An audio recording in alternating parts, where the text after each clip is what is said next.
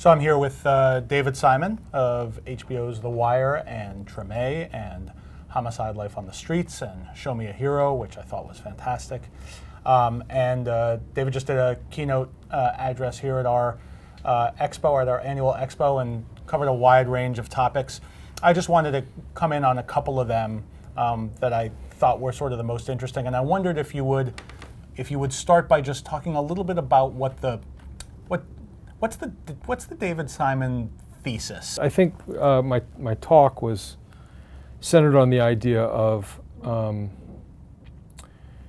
that in this era, when I think capital has triumphed so definitively over labor, and when profit has become the metric by which we evaluate whether or not we're doing well as a society, it seems to be the only metric that matters.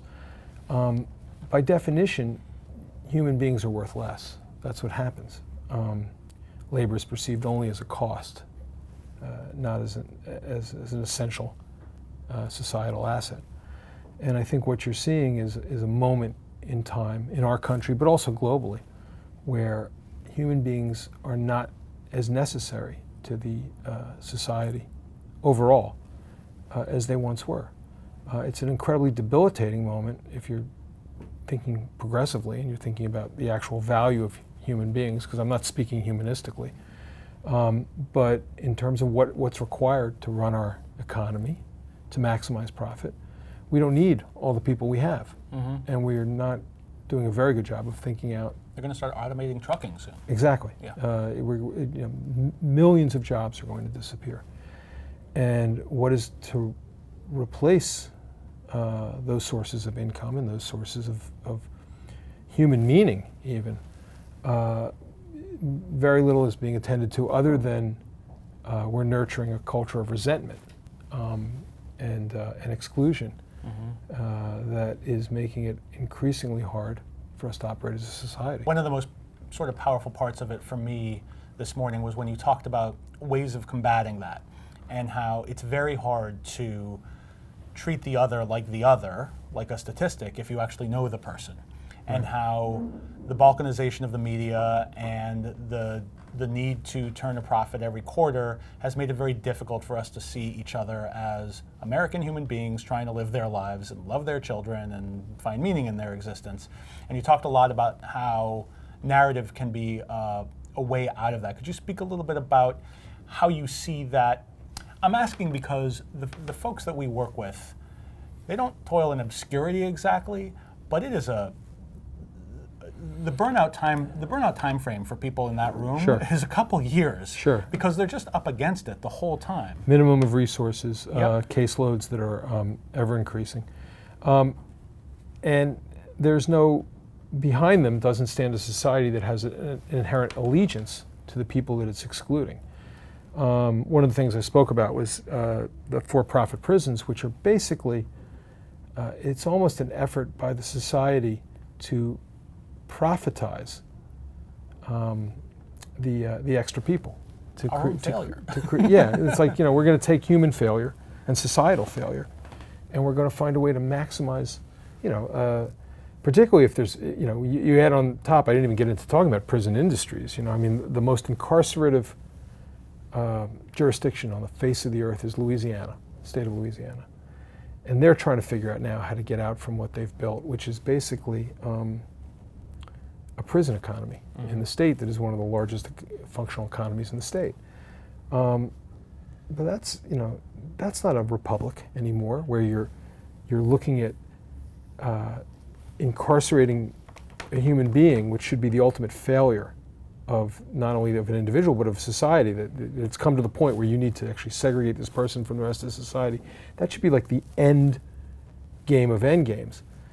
And yet you have companies that are going to Wall Street and saying, hey, we can promise you 6%, 7% more of this over the next 3 years. Mm-hmm. We'll make our goals. That you look at that and you say, man, something's gone wrong. Either we're the most evil people who've ever existed on the planet based on this rate of incarceration, or we've done something wrong. We're misperceiving what human beings are and what our responsibility to each other is. Mm-hmm. That's symptomatic of this greater malaise, which is we don't know what we need people for in this economy in order for some of us to gain great affluence Right. and to Yeah. maximize profit. So if we don't know, then we need to start terrorizing and marginalizing and brutalizing the excess. Yeah. I found it fascinating over the last, call it year or so, as the opioid epidemic has gained greater and greater sort of attention from mainstream media, how it cuts across party lines in a way that not much else does. You're actually seeing, even now in the healthcare debate in Congress, you're actually seeing Republicans say, wait, if we cut Medicaid, isn't it going to make it harder for us to treat the opioid epidemic in our communities? And it's like, that's just sad that it takes you that long. And it's remarkable that you said that. And it's that tragedy that you can only, and this is the human condition, sadly, it's that tragedy that you can only see people who are like you, racially like you, nationalistically like you, religiously like you. If you can see people who are the closest to you, that's the moment where empathy somehow kicks in. Yeah. So wait a sec, when this was ripping through the inner city, and everybody was black or brown, that was we can solve this with more prison cells. Suddenly, it's your neighbor, it's your uncle, it's your cousin and your brother. And wait a second, all of a sudden you're seeing like white awareness. And the truth about addiction or alcoholism is that it's not, there's chemistry and there's substance abuse, and that's clearly the foundation of it. But there's something else there, which is, and I saw it when we were doing the reporting on the corner, is, whatever else a drug addict has to worry about when he wakes up in the morning, he doesn't have to solve his existential crisis. That sounds flippant, but I don't mean it to be. I mean, he knows what he's there for. He's there to get $10. Yeah. At bottom, he's got to get high. And right away, that sweeps clean all of the other problems in life about, I don't have a job, there is no factory in town, nobody's hiring. My skill set is such that I can't catch the wave to that other part of America that's working. I am an extra person.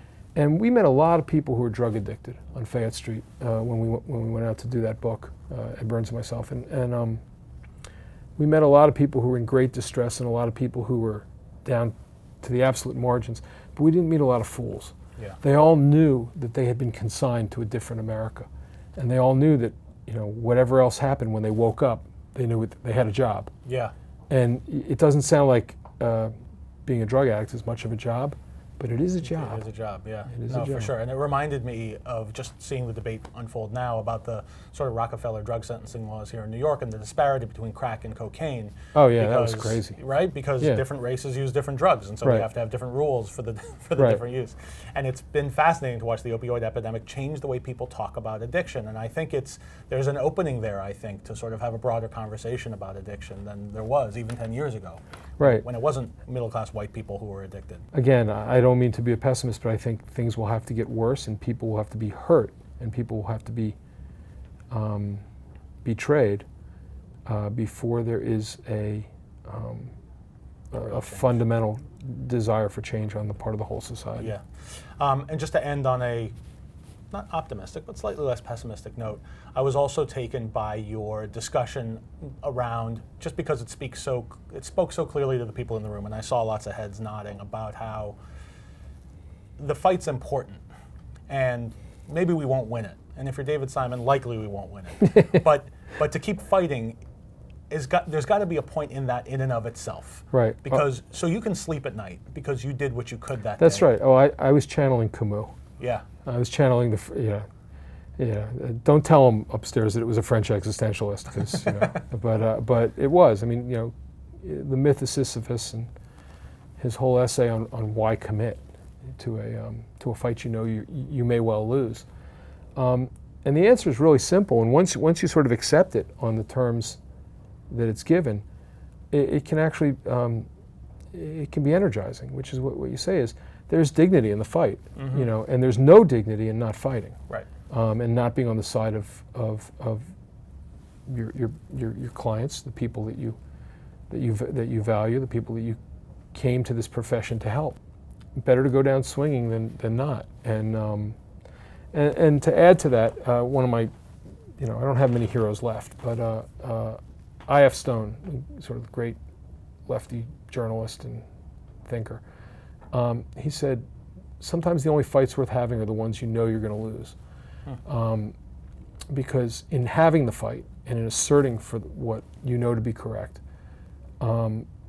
you lay the groundwork for somebody to have the fight after you, and at some point, somebody may be you may be long off the stage, you may be long gone, but somebody's going to win that fight if it's the right thing. That's about as optimistic as I can get. We'll take it. Take it and run, because it doesn't get much better than that. David Simon, thank you very much. Thank you. Thanks for having me. Yeah, thank you.